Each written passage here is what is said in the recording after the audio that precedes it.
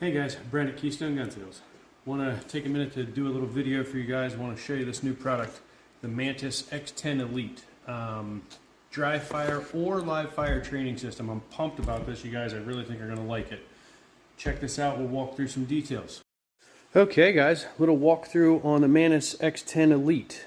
First things first, and I did it ahead of time for purposes of making this video, but you got to get the Mantis X app on your phone. I'm just going to go ahead and click that. It's going to open up. And it says it has a connect button or skip connect. We're going to go ahead and hit connect, but here's the device. So I'm going to pull the device out. That's it. This is what the whole video is about, that tiny little guy right there.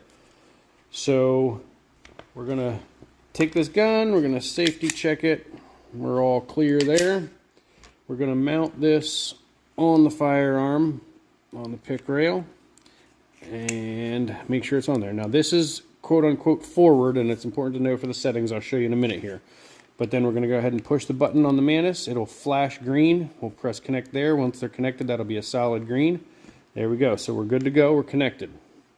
Now, I'm going to start with open training and just show you guys the open training. It says to make sure we're, to make sure we're clear, and we're going to just double check again. We are clear. We confirmed it.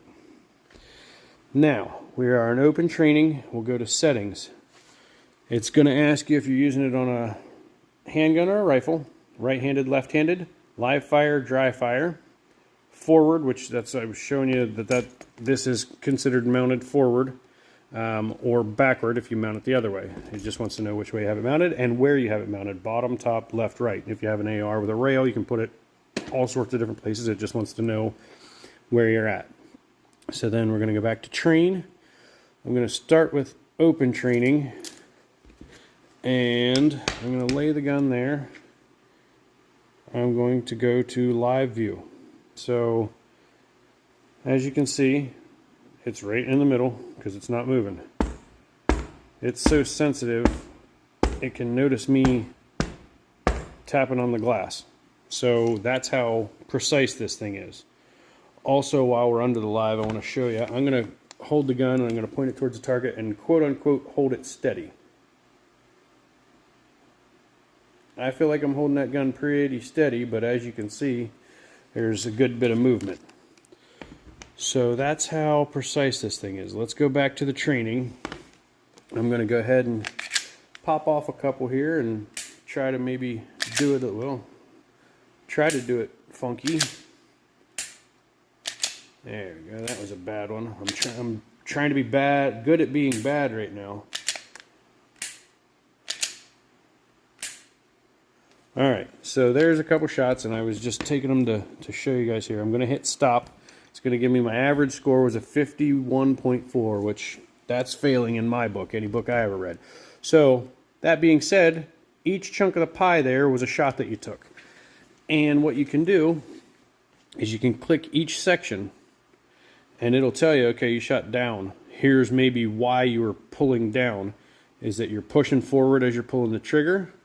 It could be that you're breaking your wrist down as you shot, or that you're drooping your head off to the side. So not only does it tell you what you might be doing wrong, but it tells you how to correct it as well. Over here, you're likely tightening your grip, and that's why it's pulling down and to the right. Over here, we got that you're probably slapping the trigger is why, and to correct this issue, blah, blah, blah. So it goes through and gives you reasons why you might be shooting that way. So it's a helpful tool. And again, guys, this is dry fire or live fire. So you can do this real time at the range and see the scientific results of your shooting. As you can see here, trigger press movement and hold movement. This one's neat. You can go back each individual shot. So here was the first shot. Blue was up until I started pulling the trigger. Yellow is once I start to pull the trigger. The X is where the gun went off, and red is movement after the trigger pull. So here's the blue, yellow, the shot, and then I went up a little bit after.